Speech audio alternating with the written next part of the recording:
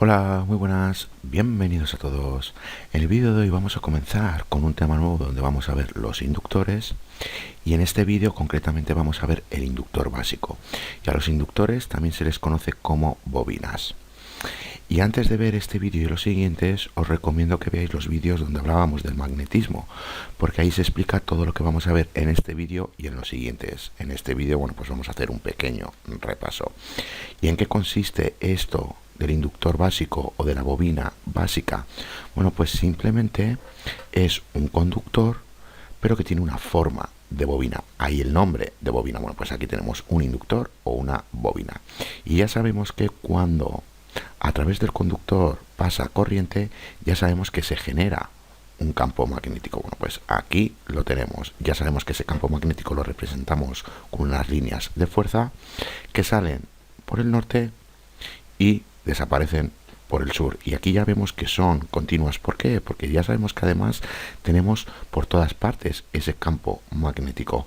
¿Por qué aquí las tenemos unidas? Bueno, pues para entenderlo, vamos a verlo simplemente con dos espiras. Aquí tenemos una espira y aquí tenemos una segunda espira. Ya sabemos por la regla de la mano derecha que si la dirección de la corriente es esta de aquí, o lo que es lo mismo, esta de aquí, ya sabemos que tenemos que colocar el dedo gordo de la mano derecha en dirección de la corriente y el resto de los dedos quedan aquí. Bueno, pues ya sabemos que cuando cerramos la mano, la dirección que toma esos dedos es la dirección de las líneas de fuerza. Por eso tenemos aquí esta dirección. Bueno, pues sabiendo esto, ya sabemos que si la corriente tiene esta dirección, esta es la dirección de las líneas de fuerza. Voy a representar solo una línea de fuerza, pero ya sabemos que tenemos muchísimas líneas de fuerza. Bueno, pues aquí tenemos otra línea de fuerza. Aquí ya vemos que no están unidas como nos pasa aquí arriba. ¿Por qué? Porque ya vemos que aquí la separación entre las espiras es considerable. ¿Qué pasa si esas espiras están más juntas o están más cercanas, como nos pasa con estas dos espiras o como nos pasa aquí arriba? Bueno, pues que ahora tenemos lo siguiente. Ya sabemos que las líneas salen del norte, continúan por aquí y en vez de bajar, continúan por aquí, desaparecen por el sur, vuelven a aparecer por aquí abajo y en vez de continuar por aquí arriba, siguen por aquí abajo y aquí tenemos esa unión. ¿Por qué tenemos esa unión? Bueno, pues porque estas líneas aquí ya vemos que son opuestas y se cancelan. Como se cancelan, continúan por arriba y continúan por abajo. De ahí que tengamos esa unión. Bueno, pues cuando están muy separadas no tenemos esa unión y cuando están muy juntas sí que tenemos esa unión. Ahora bien, ¿cuál es la representación que tenemos para los inductores? Bueno, pues aquí lo tenemos. En muchos libros nos vamos a encontrar este símbolo y en muchos otros libros, sobre todo en inglés, nos vamos a encontrar este otro símbolo, pero significa lo mismo. Aquí tenemos inductores o bobinas. También en función del núcleo que contenga este inductor, porque ya sabemos que podemos tener aquí cierto material como núcleo, bueno, pues vamos a tener otros símbolos. Cuando el núcleo es simplemente aire, bueno, pues tenemos estos dos símbolos, pero cuando no es aire, bueno, pues nos vamos a encontrar con dos líneas encima del símbolo, dos líneas continuas o dos líneas discontinuas encima del símbolo. Y como digo, esto va en función del núcleo que contenga el inductor y eso lo vamos a ver al final del vídeo. Bueno, pues ahora que ya sabemos esto del inductor, que es un inductor, que es una bobina, que es lo mismo, y que ya vemos que tenemos esta unión en las líneas de fuerza, vamos a hablar de la inductancia como pequeño repaso, porque como digo, esto ya lo vimos en los vídeos cuando vimos el magnetismo. Ya sabemos y acabamos de ver que cuando la corriente pasa a través de un inductor, ya sabemos que se establece un campo magnético. Pero ya sabemos que si la corriente cambia, también cambia el campo magnético. Es decir, que si aumenta la corriente, el campo magnético se amplía. Y si se reduce o disminuye la corriente, el campo magnético se reduce. O lo que es lo mismo, ya sabemos que cuando una corriente cambia, produce un campo magnético cambiante. Es decir, que cuando tenemos corriente a través de un inductor, ya sabemos que se genera un campo magnético, pero si esa corriente cambia, también cambia el campo magnético. Se aumenta, ya vemos que el campo magnético se amplía, y que si disminuye la corriente, también disminuye o se reduce ese campo magnético. Bueno, pues en definitiva, como digo, cuando tenemos una corriente cambiante ya sabemos que se produce un campo magnético cambiante.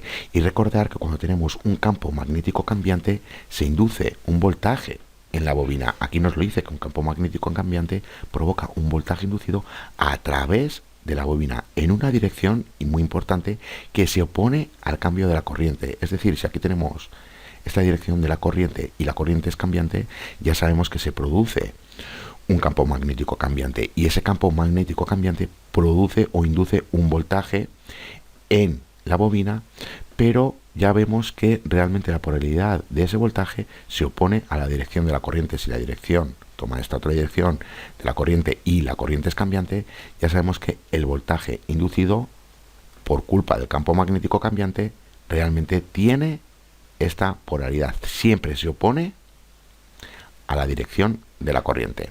Bueno, pues nos dice que esta propiedad se llama autoinductancia, pero que normalmente se simplifica y se conoce como inductancia. ¿Cómo se simboliza? Bueno, pues se simboliza simplemente con una L mayúscula. Bueno, pues realmente esta propiedad nos va a decir lo fácil que es inducir un voltaje en una bobina o en un inductor. Y eso va en función del material o el núcleo que contenga ese inductor. Si ese inductor tiene una inductancia bastante alta, ya vamos a ver que es muy fácil de inducir un voltaje.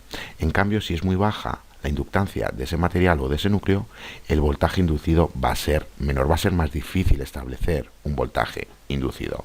Bueno, pues aquí nos lo dice, que la inductancia realmente es una medida de la capacidad que tiene una bobina para establecer un voltaje inducido a consecuencia de un cambio en su corriente, y que dicho voltaje inducido actúe en dirección opuesta al cambio de corriente. Bueno, pues ya vemos que realmente la inductancia es lo que nos va a decir lo fácil que es inducir un voltaje o lo difícil que es inducir un voltaje. Y esa inductancia viene del material del núcleo que contiene ese inductor.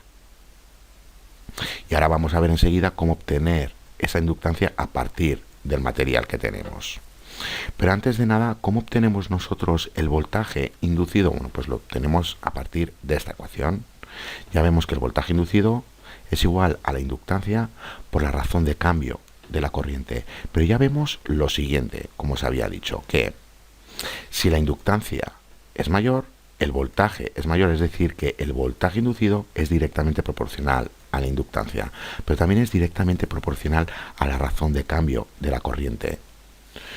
Cuanto mayor sea la razón de cambio de la corriente, mayor va a ser el voltaje inducido. Bueno, pues ya vemos que tenemos esta ecuación y nos dice que realmente la inductancia, la unidad de la inductancia es el Henry, que se representa con una H mayúscula. Es decir, que la inductancia de una bobina es de un Henry siempre y cuando la corriente que fluye por la bobina, que cambia a razón de 1 amperio por segundo, induce un voltio a través de la bobina.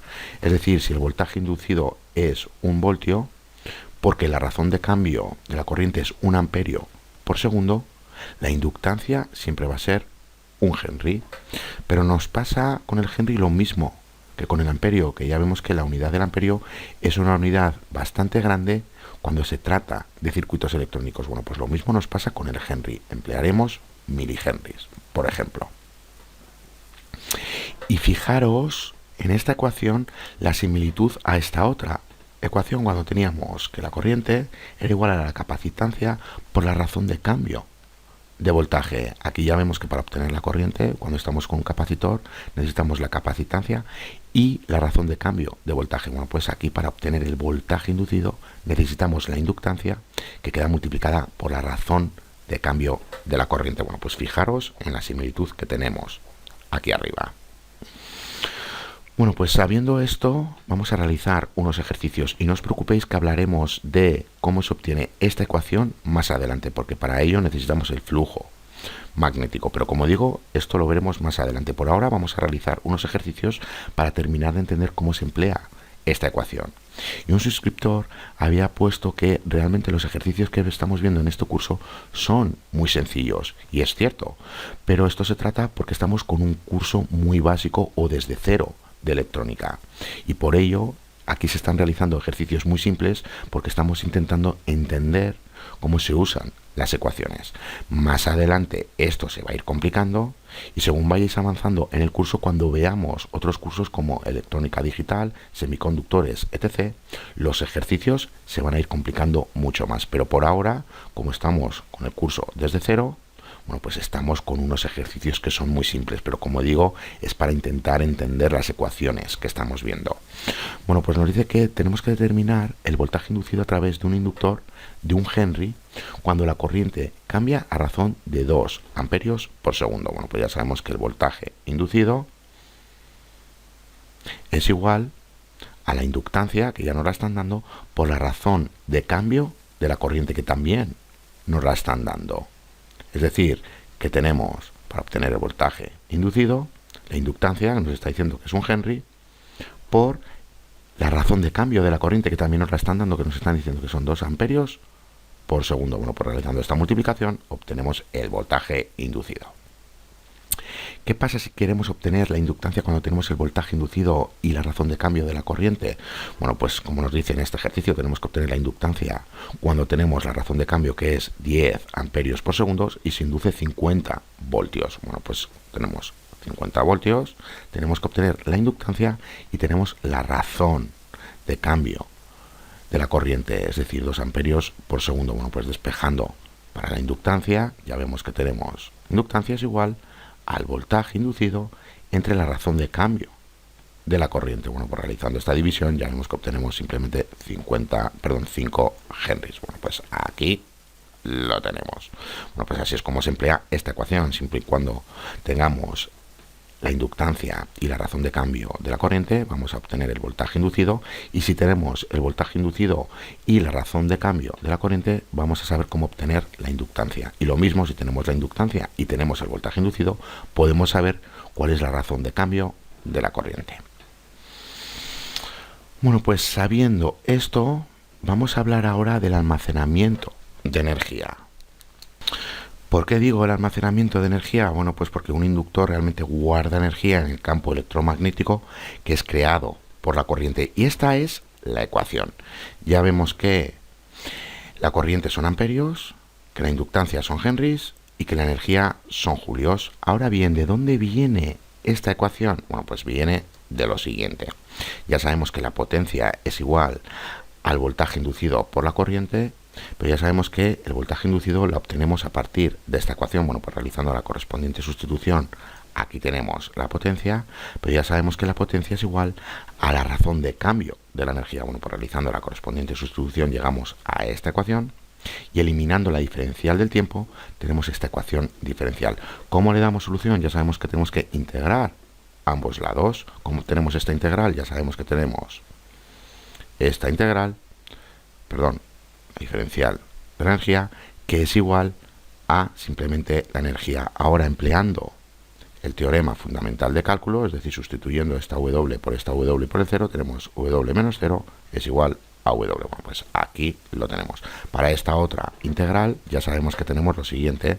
Esta integral es igual a I al cuadrado entre 2.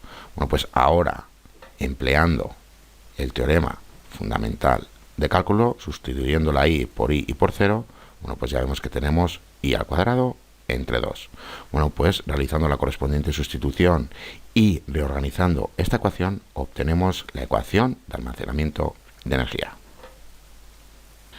Es decir, que ya vemos que realmente la energía es proporcional a la inductancia y también es proporcional a la corriente al cuadrado. Bueno, pues simplemente para que sepáis cómo se obtiene el almacenamiento de energía. Bueno, pues vamos a hablar ahora de las características físicas de un conductor. Os había dicho que realmente la inductancia la obtenemos a partir del núcleo que contenga ese inductor. Bueno, pues los parámetros que tenemos realmente para establecer esa inductancia en una bobina son las siguientes. Tenemos la permeabilidad del material del núcleo, tenemos la cantidad de vueltas del alambre, recordad que esto ya lo hemos visto en los vídeos del magnetismo, tenemos la longitud del núcleo y tenemos el área de la sección transversal del núcleo. Bueno, pues ¿cómo obtenemos esa inductancia? Aquí tenemos la correspondiente ecuación y ya vemos lo siguiente, que realmente la inductancia es inversamente proporcional a la longitud del núcleo. Cuando es inversamente proporcional ya sabemos que tenemos una constante y aquí tenemos la longitud, que es directamente proporcional al área de la sección transversal, es decir, la inductancia es directamente proporcional a el área de la sección transversal, pero también es directamente proporcional a la cantidad de vueltas del alambre elevada al cuadrado, es decir, que tenemos esto de aquí. Recordad que aquí tenemos la constante de proporcionalidad. Bueno, pues uniendo estas tres ecuaciones llegamos a esta ecuación y simplemente la permeabilidad es la constante de proporcionalidad. Bueno, pues ya vemos que nuevamente la inductancia se expresa en henrys, que la permeabilidad se expresa en henrys por metros, que el área se expresa en metros al cuadrado y que realmente la longitud se expresa en metros, porque ya sabemos que el número de vueltas simplemente no tiene unidades. Bueno, pues si la permeabilidad se expresa en henrys entre metros, y aquí tenemos el área de sección transversal que son metros al cuadrado, esto se cancela y ya vemos que tenemos simplemente henrys por metro. Pero aquí ya sabemos que tenemos la longitud en metros, esto se cancela y obtenemos henry. Nuevamente ya sabemos que el número de vueltas no tiene unidades. Bueno, pues sabiendo todo esto vamos a realizar unos ejercicios y mirar, nos dice lo siguiente, que tenemos que determinar la inductancia de la bobina que se muestra a continuación y que la permeabilidad del núcleo es igual a lo que veis aquí, a 0,25 por 10 elevado a menos 3 henrys por metro. Bueno, pues ya sabemos que para obtener la inductancia simplemente tenemos el número de vueltas al cuadrado, que ya nos lo están dando, que tenemos la permeabilidad, que ya nos la están dando, que tenemos la sección transversal, que también nos la están dando, y también necesitamos la longitud, que también nos la están dando. La longitud nos la están dando en centímetros, la pasamos a metros y ya lo tenemos. Y lo mismo con el área de sección transversal, simplemente nos están dando el diámetro, pero ya sabemos que el área de un círculo es igual a pi por r al cuadrado. Como tenemos el diámetro, dividiéndolo entre 2 obtenemos el radio, lo pasamos a metros, lo elevamos al cuadrado y lo multiplicamos por pi y obtenemos el área. Bueno, pues aquí lo tenemos nuevamente, la longitud la pasamos a metros, el área lo obtenemos con esta ecuación, que no se ve bien el 2, es decir, el diámetro entre 2, tenemos 0,25, lo pasamos a metros, lo elevamos al cuadrado, lo multiplicamos por pi y obtenemos el área de sección transversal. Realizando la correspondiente sustitución en esta ecuación y dándole solución, ya vemos que obtenemos estos henrys, o lo que es lo mismo, 40 milihenrys. Vamos a realizar otro ejercicio. Nos dice que nuevamente tenemos que obtener la inductancia de una bobina que tiene 90 vueltas alrededor del núcleo. Recordar que no tenemos unidades para las vueltas, que ese núcleo ya vemos que es 1,0 centímetros de largo y este es el diámetro que contiene. Nuevamente la permeabilidad es la misma. Bueno, pues ya sabemos que tenemos esta ecuación, que la longitud la tenemos que pasar a metros, que tenemos que obtener el área de sección transversal, simplemente tenemos el diámetro, entre 2 lo pasamos a metros, al cuadrado por pi obtenemos el área de sección transversal, y realizando la correspondiente sustitución en la ecuación y dándole solución, ya vemos que obtenemos 10 milihenrys. Bueno, pues como digo, en función del material del núcleo que contenga una bobina, vamos a tener un tipo de inductancia. Y la inductancia nos sirve para saber qué fácil se establece un voltaje inducido cuando a través de la bobina está cambiando una corriente, está atravesando una corriente que es cambiante, porque ya sabemos que se genera un campo magnético cambiante y eso genera un voltaje inducido. Y ya hemos visto que ese voltaje inducido es directamente proporcional a la inductancia, que así es como la obtenemos, y que también es directamente proporcional a la razón de cambio de la corriente. Cuanto mayor cambie la razón de la corriente, ya vemos que tenemos mayor voltaje inducido, y cuanto mayor sea la inductancia, mayor será el voltaje inducido. Y esta inductancia depende del material del núcleo. Bueno, pues vamos a continuar por hablar de la resistencia del devanado y de la capacitancia del devanado. Recordad lo siguiente, que cuando tenemos un conductor ya sabemos que tenemos una pequeña resistencia, pero hasta ahora hemos despreciado esta resistencia. Bueno, pues lo mismo le pasa al inductor, porque ya sabemos que realmente es un conductor y ya sabemos que contiene una resistencia, y a esa resistencia se le conoce como resistencia de devanado y se representa como R sub W. Normalmente esta resistencia no la tenemos en cuenta y es insignificante. Ahora bien, si el inductor es lo suficientemente largo, la vamos a tener en cuenta, y cuando la tengamos en cuenta ya vemos que aparece en serie con el inductor. Bueno, pues como digo, cuando sea insignificante no la tendremos en cuenta, pero en ocasiones la tenemos que tener en cuenta porque es lo suficiente largo el inductor como para tener en cuenta esa resistencia del devanado. ¿Qué nos pasa con la capacitancia? ¿Por qué tenemos una capacitancia que se conoce como capacitancia parásita? Bueno, pues recordar que cuando tenemos un capacitor simplemente tenemos dos placas muy cercas y ya sabemos que entre las placas tenemos un dieléctrico que puede ser el aire. Bueno, pues eso es lo que nos pasa en un inductor. Aquí tenemos una placa y aquí tenemos otra placa que están enfrente una de la otra. Bueno, pues realmente aquí tenemos capacitores. Bueno, pues a esta capacitancia se le conoce como capacitancia parásita, o lo que es lo mismo, la capacitancia del devanado. Y esta capacitancia, cuando la tenemos en cuenta, aparece en paralelo con el inductor. Y si también tenemos en cuenta la resistencia del devanado, bueno, pues aquí tenemos el circuito correspondiente. La resistencia aparece en serie para el inductor y la capacitancia del devanado aparece en paralelo para el inductor. Bueno, pues simplemente para que sepáis que tenemos una capacitancia parásita, porque aquí tenemos esas placas una enfrente de la otra, y también ya sabemos que el propio devanado o el propio conductor ya sabemos que contiene una pequeña resistencia. Cuando la tenemos en cuenta, aparece en serie con el inductor. Cuando tenemos en cuenta la capacitancia, aparece en paralelo con el inductor o con respecto al inductor. Ahora, recordar lo siguiente, que cuando teníamos capacitores, ya sabemos que tenemos que tener cuidado cuando apagamos el circuito electrónico, porque aquí ya sabemos que es como si tuviésemos realmente una fuente de alimentación auxiliar, porque ya sabemos que aquí tenemos almacenada la energía. Y si esto lo tocamos, ya sabemos que podemos sufrir un choque eléctrico. Bueno, pues lo mismo nos pasa con los inductores. ¿Por qué? Bueno, pues porque si nosotros aquí tenemos una corriente y de repente apagamos el circuito electrónico, aquí tenemos un cambio de corriente bastante elevado. Y ya sabemos que con el cambio de corriente se genera un campo magnético cambiante. Y ese campo magnético cambiante genera un voltaje inducido en la bobina. Bueno, pues como tiene un voltaje inducido, podemos sufrir un choque eléctrico si lo tocamos. Bueno, pues cuidado con estas cosas cuando tenemos capacitores e inductores en un circuito electrónico. Por último, vamos a hablar de los tipos de inductores. Bueno, pues ya vemos que tenemos dos categorías. Tenemos los fijos y los variables. Lo mismo nos pasaba con las resistencias y lo mismo nos pasaba con los capacitores, que teníamos fijos y variables. Bueno, pues aquí tenemos los símbolos correspondientes, siempre y cuando el núcleo sea aire. Si es fijo, bueno, pues ya sabemos que tenemos este símbolo o este otro símbolo, que es una especie de M. Y cuando es variable, bueno, pues ya sabemos que tenemos simplemente una flecha diagonal. Ahora bien, ¿qué pasa si el núcleo no es aire y es, por ejemplo, un núcleo de hierro o un núcleo de ferrita? Bueno, pues que tenemos estos otros dos símbolos que os había hablado al principio del vídeo. Aquí tenemos esas dos líneas continuas cuando el núcleo es de hierro, y aquí tenemos esas dos líneas discontinuas encima del símbolo cuando el núcleo es ferrita.